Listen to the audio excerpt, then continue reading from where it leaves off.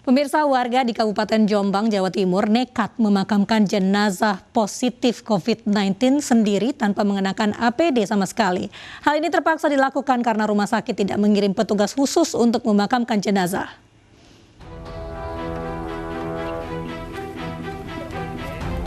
Inilah video amatir yang menjadi viral saat warga desa Candi Mulyo, Kecamatan Jombang, Kabupaten Jombang, Jawa Timur, memakamkan jenazah positif COVID-19 tanpa mengenakan APD sama sekali. Menurut Kepala Dusun Candi Mulyo, hal itu terjadi karena spontanitas warga saat mengetahui jenazah yang datang dengan ambulans rumah sakit tidak disertai petugas pemakaman khusus, melainkan hanya sopir seorang diri.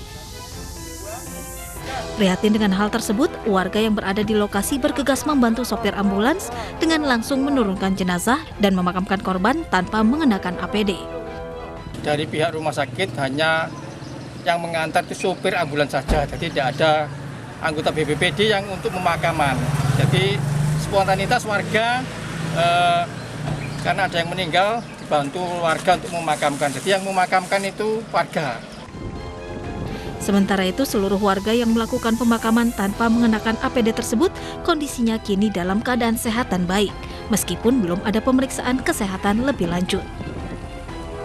Dari Jombang, Jawa Timur, Mukhtar Bagus, iNews melaporkan. Pemirsa, sepekan terakhir IGD RSUD Karangasem, Bali mengalami lonjakan pasien COVID-19. Pihak rumah sakit terpaksa melakukan perawatan pasien non-COVID-19 di halaman gedung IGD.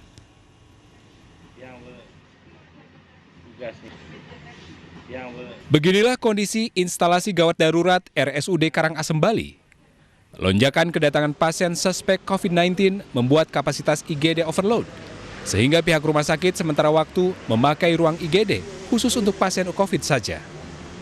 Sementara untuk pasien non-COVID-19 dengan gejala ringan dirawat di halaman IGD.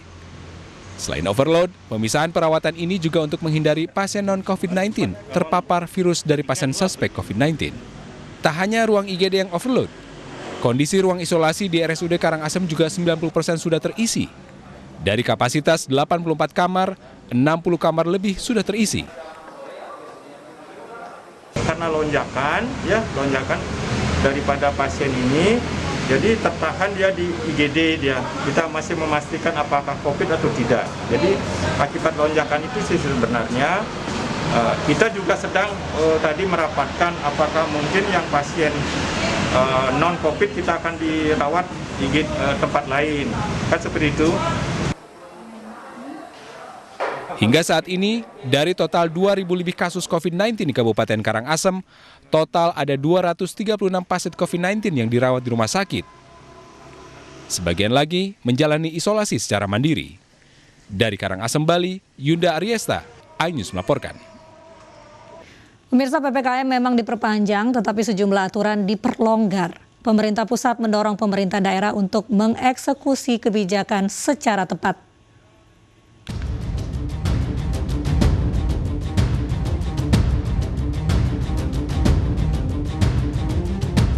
PPKM kembali diperpanjang hingga 2 Agustus mendatang dengan sejumlah kebijakan yang disesuaikan. Salah satunya terkait warga kembali diizinkan makan di warung makan atau restoran pinggir jalan. Pemilik warung makan boleh buka hingga pukul 8 malam. Dengan jumlah pengunjung hanya 3 orang saja, dan mereka hanya diberikan waktu makan 20 menit.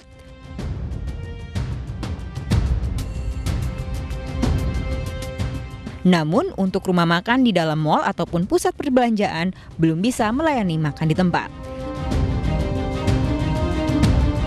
Kebijakan ini bisa berjalan tanpa menimbulkan kerumunan dan penyebaran virus jika jajaran daerah mengeksekusinya dengan tepat. Ini masalah eksekusi, itu kan kebijakan. Eksekusinya tentu kita sangat berharap kepada para penegak aturan tersebut. Mulai dari pemerintah daerah, Satpol PP, kemudian didukung oleh rekan-rekan Polri dan TNI, serta pelaku usahanya sendiri. Presiden Joko Widodo pun mengingatkan masih adanya ancaman akan varian COVID-19 yang lebih menular. Kita harus selalu waspada, ada kemungkinan dunia akan menghadapi varian lain yang lebih menular. Oleh karena itu, saya memerintahkan agar testing, tracing bisa ditingkatkan lebih tinggi dan respon treatment yang cepat untuk menekan laju penularan dan meningkatkan angka kesembuhan. Pemerintah menyebut varian Delta COVID-19 menjadi penyebab meningkatnya kasus COVID di Pulau Jawa dan Bali yang mencapai lebih dari 600.000 kasus dalam 3 pekan. Tim Liputan iNews melaporkan. Penerapan ganjil genap di Bogor, Jawa Barat jadi contoh penyesuaian aturan PPKM di daerah. Kebijakan itu akan dievaluasi untuk wilayah Jabodetabek. Penekanan mobilitas warga menjadi fokus utama karena transmisi varian Delta sangat menular. Dan dalam hal ini memang diatur. Waktu makannya artinya dia datang untuk makan, bukan untuk melakukan silaturahmi yang akhirnya memakan waktu lebih 1 jam misalnya. Jadi bisa dibatasi 20 menit dan kemudian tidak ada antri dan kemudian juga tidak melakukan percakapan-percakapan di dalam satu restoran untuk menghindari transmisi.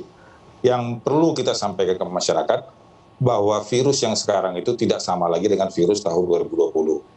Karakternya berbeda, virulensinya berbeda, dan kecepatan dan percepatannya juga berbeda. Ini harus sampai ke masyarakat. Dan virus ini mengancam nyawa dan mengancam kawan-kawan kita dan teman-teman kita. Sehingga kalau menurut penelitian bahwa paling banyak transmisi itu terjadi adalah saat kita makan bersama. Kemudian saat kita melepas masker atau menyentuh saat kita di toilet. Ataupun kita menyentuh bahan-bahan yang ada di sektor publik. Ini semua risikonya ada di situ. Jadi sehubungan dengan sudah turunnya bantuan-bantuan dari pemerintah ya, dari data DTKS maupun non DTKS termasuk juga bantuan sembako, maka kami berasumsi bahwa masyarakat akan melaksanakan semacam kegiatan untuk memenuhi kebutuhan sehari-hari. Sehingga di luar STRP itu kami tentu memfasilitasi atau memberikan semacam akses ya untuk masyarakat mengatur dirinya sendiri dengan cara penerapan ganjil dan genap.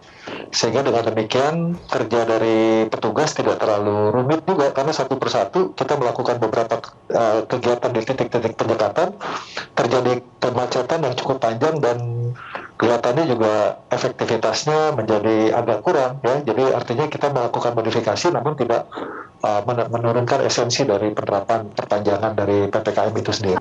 Masing-masing wilayah, masing-masing daerah itu tentunya ada kebijakan-kebijakan yang menyesuaikan dengan situasinya masing-masing. Seperti Bogor Kota itu sangat bagus diberlakukan ganjil genap. Namun ganjil genap pun tidak diberlakukan untuk sektor esensial kritikal, perkecualian. Dan wacana-wacana ganjil genap pun ini juga mungkin bisa akan diikuti oleh beberapa wilayah lain, termasuk ada wacana mungkin nanti di tol, dulu kan pernah dilakukan tol di Jabodetabek itu diberlakukan pola ganjil genap. Terus kita berhentikan sementara, itu pun mungkin nanti